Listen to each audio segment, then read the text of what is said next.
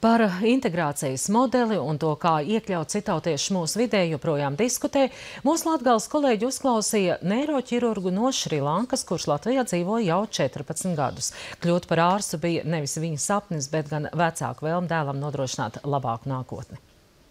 Pēdējā laikā dzirdams daudz diskusiju par sabiedrības saliedētību un integrāciju bēgļu jautājumā, bet aizmirstam, ka Latvijā sen dzīvo daudz citautiešu, kuri integrācijas perioda izjutuši bez valdības palīdzības. Reiz gan slimnīcā jau 2 gadus ārstu vidū strādā neiroķirurgs no Šrilankas. Diskriminācija doktorim ir svešvārds, taču cilvēku nicinājums tika piedzīvots nevienu reizi.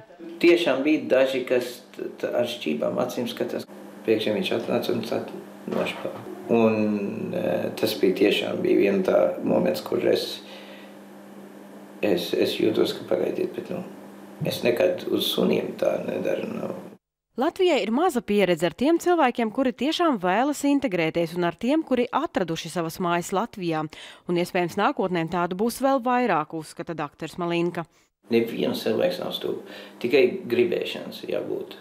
Ja kaut ko grib mācīt. Es neredzu, ka bēgļiem pēkšņi būs motivācija, bet nākamā pauze varētu būt. Runāsim atklāt, tas viss ir saistīts ar naudu. Tas ir pelnīšanas avots. Šajā momentā kaut kas redz, tur naudas var paņemt, labi, paņemsim, bet viņiem atvainojiet pofīgi par kas būs pēc tā.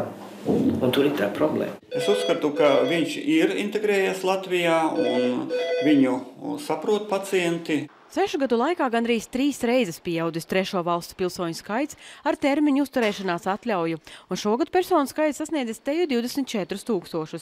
Kā arī par 15 000 pieaudzis personu skaits ar patstāvīgo uzturēšanās atļauju, un šobrīd sasniedzis gandrīz 50 000. Šobrīd ir ļoti svarīgi izveidot mehānismu, kā sabiedrībā integrēt bēgļus, apējot tās barjeras, kuras nācās piedzīvot doktorim Malinka.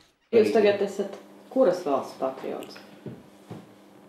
Kurās valsts patriots, godīgi sakot, es vairāk uz Latviju tagad. Karina Kitināra Gailums, Latgales reģionālā televīzija.